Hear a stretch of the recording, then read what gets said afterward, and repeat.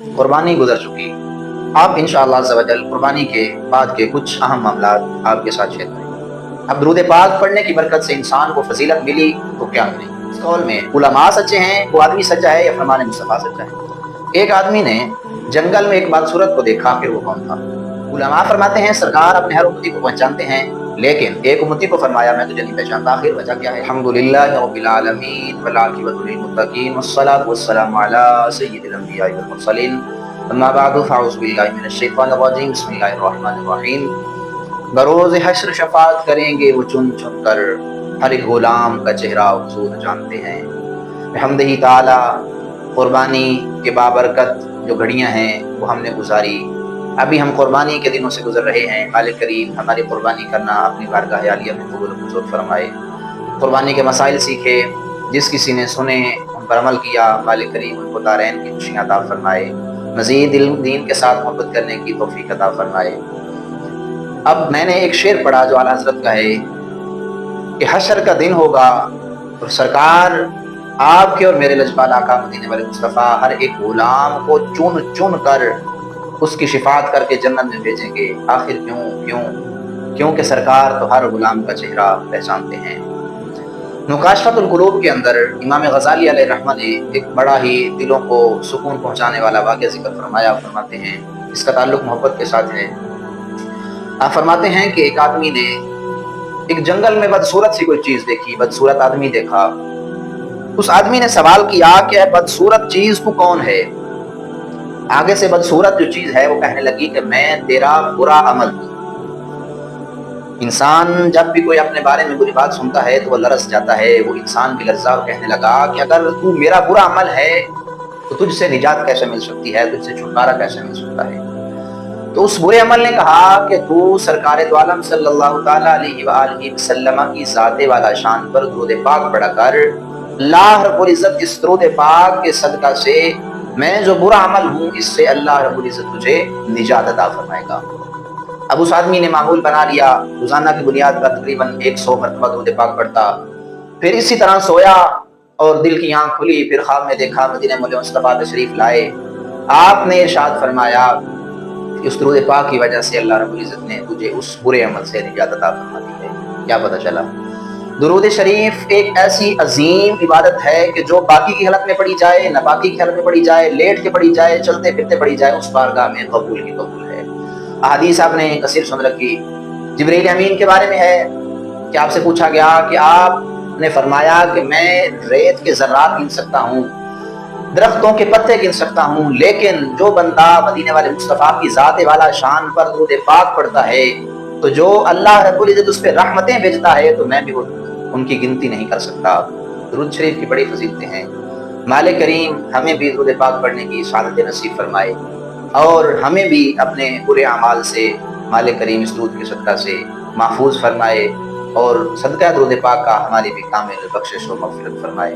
اب درود پاک آپ نے یہ سمجھ کر اس ویڈیو کو سکپ نہیں کرنا کہ درود پاک کی فضیلتیں تو ہم نے بڑی سن رکھی ہوں گی، جو آج میں عرض کرنے لگا ہوں یقیناً آپ نے نہیں سنی ہوگی۔ سرکار دو عالم صلی اللہ تعالیٰ علیہ وآلہ وسلم کا ایک امتی خواب میں کیا دیکھتا ہے؟ دیکھتا ہے کہ میں سرکار دو عالم صلی اللہ تعالیٰ علیہ وسلم کی ذات پر درود پاک نہیں پڑھتا۔ اب جب میں سرکار کی ذات پر درود نہیں پڑھتا، اللہ کے فضل و کرم سے سرکار کے ساتھ ملاقات ہو جاتی ہے۔ جب ملاقات ہوتی ہے تو سرکار دو عالم صلی اللہ تعالیٰ علیہ وسلم اس آدمی کی طرف دیکھ کر، یعنی جو درود پاک نہیں پڑھتا تھا، اس کی طرف دیکھ کر آپ اپنا رخ مبارک موڑ لیتے ہیں۔ وہ بڑا پریشان ہوا کہ سرکار کے بارے میں تو علماء کا فرمان ہے کہ سرکار تو اپنے ہر امتی کو پہچانتے ہیں، آخر سرکار نے میری طرف منہ کر کے پھر مکھڑا مبارک کیوں موڑ لیا؟ ابھی اسی کشمکش میں تھا تو سرکار دو عالم صلی اللہ تعالیٰ علیہ وسلم کی بارگاہ میں حاضر ہوا، عرض کرنے لگا یا رسول اللہ، یا حبیب اللہ، مجھے لگتا ہے کہ شاید آپ مجھ سے ناراض ہیں۔ سرکار نے پوچھا میں نے تجھ سے کیوں ناراض ہونا ہے؟ وہ عرض کرنے لگا یا رسول اللہ، آپ ناراض ہی تو ہیں، اسی وجہ سے تو آپ نے اپنا مکھڑا مبارک میری طرف کر کے پھر گھیر لیا۔ سرکار نے فرمایا میں کوئی ناراض نہیں ہوں تجھ سے، میں تو تجھے پہچانتا بھی نہیں ہوں کہ تو کون ہے۔ اب وہ اور شبن کا شکار ہو گیا۔ اس نے کہا اچھا آپ مجھے نہیں پہچانتے؟ تو پھر جو وہ علماء کہا کرتے تھے کہ سرکار دو عالم صلی اللہ تعالیٰ علیہ وسلم تو اپنے ہر امتی کو جانتے ہیں، وہ جھوٹ بولتے ہیں۔ سرکار نے فرمایا العلماء ورثۃ الانبیاء، علماء تو میرے وارث ہیں، علماء جھوٹ نہیں بولتے، طریقہ کار تمہارا غلط ہے۔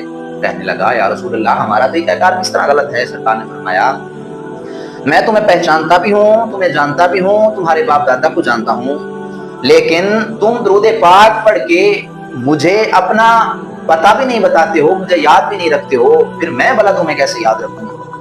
تو سرکار دو عالم صلی اللہ تعالیٰ علیہ وسلم کی جب اس نے یہ بات سنی کہ سرکار نے میری طرف ٹکڑا فقط اس وجہ سے کر کے موڑ لیا کہ میں تو سرکار کی ذات پر درود پاک نہیں پڑھتا، تو پھر توبہ کی اور اپنا معمول بنا لیا، ایک دن کے اندر کچھ نہ کچھ لازمی وہ درود پاک پڑھا کرتا تھا۔ پھر اسی طرح کچھ دنوں بعد خواب میں کیا دیکھا، سرکار دو عالم صلی اللہ تعالیٰ علیہ وسلم کے ساتھ ملاقات ہوئی۔ اب کی بار سرکار نے اپنا مکھ مبارک موڑا نہیں، بلکہ سرکار نے فرمایا کہ آج میں تجھے پہچانتا بھی ہوں، تجھے جانتا بھی ہوں، اور تیری شفاعت بھی کروں گا اور تجھے جنت بھی بھیجوں گا۔ اب وہ نوجوان بڑا خوش ہوا، کہنے لگا یا رسول اللہ اب کیا ہوا؟ سرکار نے فرمایا کہ اب تو نے جو اپنا معمول تبدیل کر لیا ہے، اب تو میری ذات پہ درود پاک پڑھتا ہے، اپنی یاد مجھے دلاتا رہتا ہے، میرے ساتھ محبت کرتا رہتا ہے، تو جو میرے ساتھ محبت کرتا ہے کل بروز قیامت وہ بھی میرے ساتھ ہوگا، اور اسی درود کے صدقہ وسیلہ سے میں تیری بخشش بھی کرواؤں گا، تیری شفاعت بھی کرواؤں گا، تجھے جنت بھی بھجواؤں گا۔ کیا پتہ چلا ایک عام آدمی اگر سرکار کی ذات پر درود بھیج کر سرکار سے محبت کا مظاہرہ کرتا ہے، سرکار اس کی شفاعت بھلا کیوں کرنا کریں گے؟ اور ایک 5 وقت کا نمازی ہو، درود پاک اس کا زندگی کا ایک اہم حصہ ہو، وہ اگر سرکار کو پکارے گا تو بھلا سرکار کیوں نہ اس کی بات مانیں گے؟ سرکار تو وہ ہیں جو اپنے ہر امتی کو جانتے ہیں، ایک ایک امتی کو پکڑ پکڑ کر سرکار جنت میں بھیجیں گے۔ بارگاہ خداوندی میں دعا ہے مالک کریم ہم سب کو سرکار کی ذات کے ساتھ بڑھ چڑھ کر عشق و محبت کرنے کی توفیق عطا فرمائے، اور آپ کی ذات والا صفات پر کثرت سے درود پاک کے نذرانے بھیجنے کی توفیق عطا فرمائے۔ وما علیہ الا البلاغ۔